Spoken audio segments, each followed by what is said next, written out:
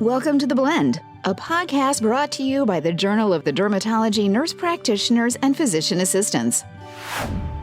In this episode, host Dr. Sonal Choudhary continues her conversation about alopecia with Dr. Apple Bodemer, a dermatologist at the University of Wisconsin. The two discuss the important role that dermoscopy plays in making a differential diagnosis. Hello, everyone, and thank you for joining the Blend podcast. Welcome to all of our advanced practice providers, physician assistants, nurse practitioners, and physicians in dermatology, and any other specialties who want to learn more about integrative dermatology. We really hope that we're able to provide some unique insights about what is up and coming in integrative dermatology. I do want to mention one thing as a dermatopathologist, I think you'll recognize this. We can be fooled sometimes. And I think if you have any question or something looks a little bit funny, biopsies can be really important, especially if we're looking at treating with more aggressive systemic medications for some of the autoimmune related types of hair loss. But I often will see overlap in hair diagnoses. It's rare that I have a patient come in with one type of hair loss only.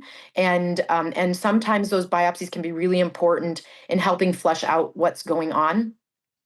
I think a lot of times when I do hair biopsies, patients are often scared about that because they think I'm losing my hair and now you want to put a scar on my scalp. You know, they really don't want to do it. And so in those cases where I really do think it might change treatment, or knowing that maybe there is some alopecia going on, because there is a subvariant of alopecia that's not very common. I just saw it in my clinic last week.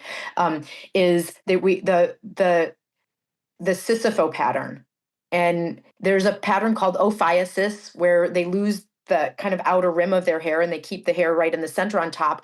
But the opposite of that is backward spelling is Sisypho, and they lose the hair on the top. And it can look just like androgenetic alopecia. And so you want to look carefully, especially if you see somebody who's completely bald and has big tufts of hair on the side, you know, for a guy. Because, yeah, we're used to seeing bald men, but usually the hair is kind of thin and wispy. And even if they do maintain that hairline, we see sort of a graduation to it. But if you see like big puffy hair at the bottom, then I'm considering that. And I'm wanting to look with my dermatoscope to see if I can see some of the telltale signs of alopecia areata. And that's a whole other conversation I'm sure we could have about dermoscopy of the scalp. But those are situations where I would do a biopsy. And I think that can be really important in helping direct treatment, making sure that we got the right diagnosis. That is such an important point, Apple, because I would have honestly not even brought this up, but we must talk about this. Dermoscopy as a tool is like the stethoscope for a dermatologist, and we pretty much all have one. And training in that is like learning a new language and learning to see new things. And when you know what you're looking for, then you can really become an expert in diagnosing so quickly.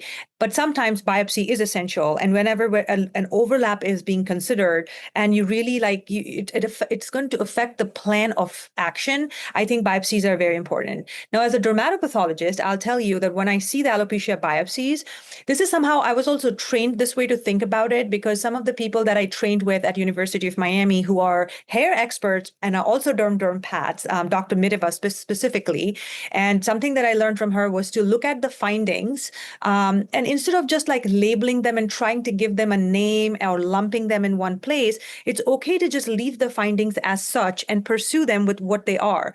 So if you're seeing inflammation, that's something to pursue. If you're seeing scarring, these are all individual things, because after all, disease don't read textbooks, and there could be a whole unique set of things going on. So as long as you know what are the different findings, and if it adds up to a good name, great. Sometimes it doesn't.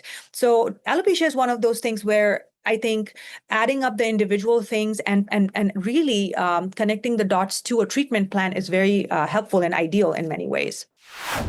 We hope you enjoyed this episode of The Blend. Thank you for listening.